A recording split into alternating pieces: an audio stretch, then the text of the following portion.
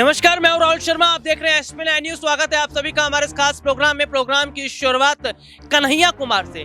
क्या कन्हैया कुमार को उत्तर प्रदेश में न उतारकर कांग्रेस पार्टी से सबसे बड़ी गलती हुई है? और अगर कन्हैया कुमार को उत्तर प्रदेश में उतारा गया होता तो क्या कांग्रेस को चुनाव में बड़ा फायदा मिलता?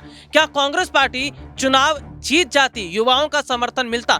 इन्हीं तमाम मुद्दों पर हमारे साथ बात करने के लिए मौजूद है हमारे सहयोगी मृत्युंजय। और मृत्युंजय, बहुत बहुत स्वागत है आपका हमारे इस खास प्रोग्राम में। मृत्युंजय, मेरा पहला सवाल रहेगा, कन्हैया कुमार का जिक्र अभी भी हो रहा है और हमने देखा कि उत्तर प्रदेश में उतारने की तैयारी तो थी, लेकिन पार्टी के नेता टाल मटोल करते नजर आए। तो क्या कन्हैया कुमार को ना उतारकर कांग्रेस पार्टी ने सबसे बड़ी गलती की है?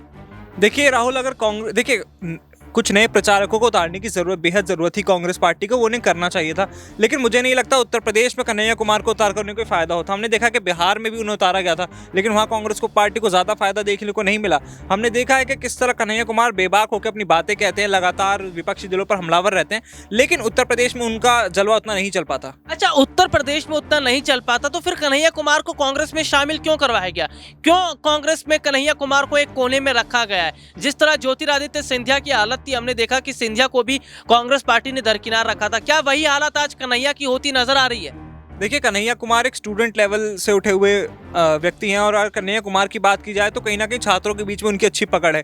लेकिन अगर आप उनको उतारते भी, अगर इन चीज़ों को लेकर आप उन्हें उतारते भी, तो आप पूर्वांचल के हिस्सों में जहाँ पर उनकी पकड़ थी वहाँ पर उन्हें चुनाव में उतारा जा सकता था। लेकिन उत्तर प्रदेश के चुनाव में वो चीज़ नज़र नहीं आती, बिहार के चुनाव में नजर आती है। और आपने जैसे बात की ज्योतिरादित्य सिंधिया, देखिए ज्योतिरादित्य सिंधिया की तुलना कन्हैया कुमार से नहीं की जा सकती। ज्योतिरादित्य सिंधिया का पहले से ही बहुत बड़ा पॉलिटिकल बैकग्राउंड रहा है, जो कि कन्हैया कुमार के पास नहीं है। कन्हैया कुमार कहीं ना कहीं आपने देखा कि जिस तरह से पीएचडी स्टूडेंट थे और उसके बाद वो लगातार पॉलिटिक्स में जिस तरह से बातें निकलकर सामने आई, उसके बाद वो पॉलिटिक्स का हिस्सा बने, फिर कांग्रेस में उनको शामिल किया गया, तो उनका सफर अलग रहा है। अच्छा, क्या लग रहा है अब उतारने की तैयारी कर सकती है कांग्रेस पार्टी? क्योंकि हमने देखा कि बीते काफी महीनों से कन्हैया कुमार गायब है।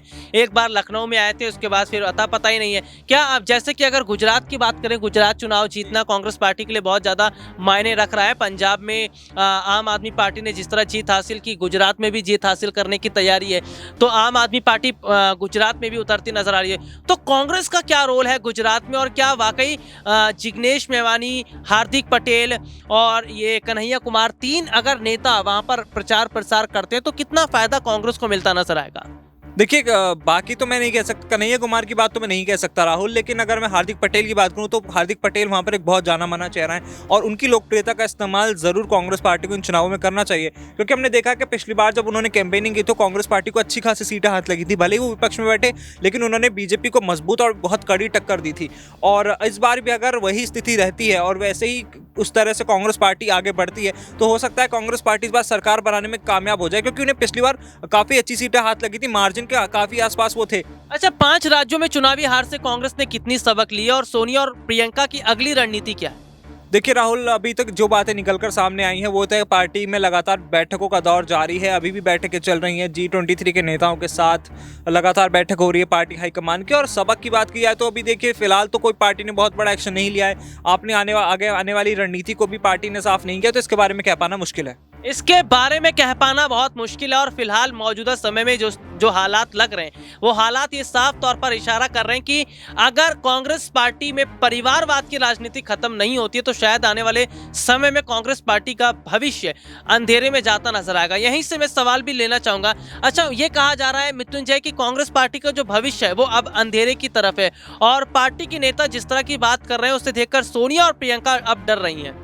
जी बिल्कुल, देखिए डरना बिल्कुल लाजमी है राहुल, क्योंकि अगर आप बात करें कि जिस तरह राहुल गांधी की चुप्पी है और प्रियंका गांधी की हार के बाद चुप्पी है, सोनिया गांधी लगातार विधायकों के साथ, बड़े बड़े नेताओं के साथ, मंत्रियों के साथ बैठक कर रही हैं, सांसदों के साथ बैठक कर रही हैं। हमने देखा जिस तरह पंजाब में जो उनके सांसद जीत के आए उनके साथ भी उन्होंने बैठक की, तो लगातार वो पार्टी को आगे लेकर, अपने कंधों पर लेकर पार्टी को आगे चल रही हैं। और जिस तरह उन्होंने जो कदम वो अब उठा रही हैं, शायद वो पहले उठाए जाते तो बेहतर रिजल्ट सामने आ सकते थे। अच्छा, बेहतर रिजल्ट सामने आ सकते थे, ये तो अभी आने वाले समय में देखना होगा कि और भी राज्यों में चुनाव है। अच्छा, और राज्यों को लेकर कांग्रेस की क्या तैयारी तैयारी लग रही है मृत्युंजय, और क्या हार से कुछ सबक लिया है कांग्रेस पार्टी ने? आने वाले समय में जो चुनाव है, चाहे वो गुजरात हो, हिमाचल हो या फिर राजस्थान हो, मध्य प्रदेश, छत्तीसगढ़, आने वाले समय में कई राज्यों में चुनाव हो, वहां पर क्या स्थिति कांग्रेस पार्टी की रहेगी?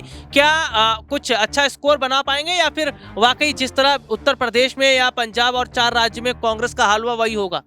देखिए, अब अगर आप इन चुनावों की तुलना आगे आने वाले चुनावों से करेंगे तो स्थिति कुछ ना कुछ डराने वाली ज़रूर है, क्योंकि हम देखें, भले ही उत्तर प्रदेश की बात छोड़ दीजिए, क्योंकि उत्तर प्रदेश में तो माना ही जा रहा था कांग्रेस पार्टी नहीं इतना आगे बेहतर से प्रदर्शन कर पाएगी, लेकिन पंजाब जहाँ उनकी सरकार थी तो वहाँ ऐसा माना जा रहा था। लेकिन जिस तरह से सूपड़ा साफ हुआ कांग्रेस पार्टी का, सिर्फ 15-16 सीटों पर सिमट कर रह गई, तो उससे थोड़ा डर अब लगने लगा है, क्योंकि आप वो जगह भी नहीं बचा पाए जहाँ पर आपकी सरकार थी। तो जहाँ पर आप विपक्ष में हैं वहाँ पे सत्ता में आने का जो रास्ता है वो आप कैसे ढूंढ निकालेंगे? अच्छा मृत्युंजय, कांग्रेस पार्टी की हार की वजह क्या है? 5 राज्यों में कांग्रेस हारी क्यों? इसका कोई अभी बड़ा वो निकल कर सामने नहीं आया है अनुमान, लेकिन कांग्रेस के हार की कुछ ना कुछ तो वजह रही होगी।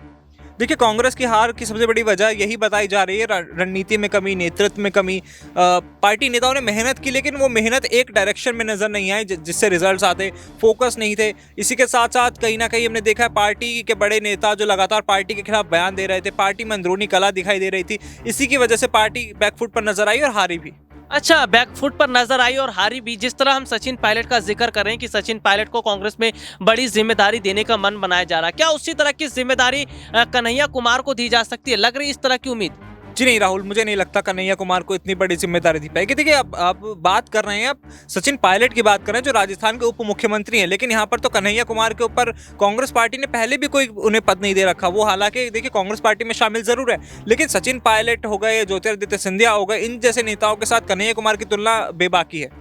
इन जैसे नेताओं के साथ तुलना बेबाकी। और फिलहाल ये देखा जा रहा है कि सचिन पायलट का एक अपना दबदबा है, लेकिन कन्हैया कुमार का दबदबा नहीं है। लेकिन ये कहा जाता है मृत्युंजय कि युवाओं में उनका बहुत बड़ा क्रेज है, युवा उनको बहुत लाइक करते हैं।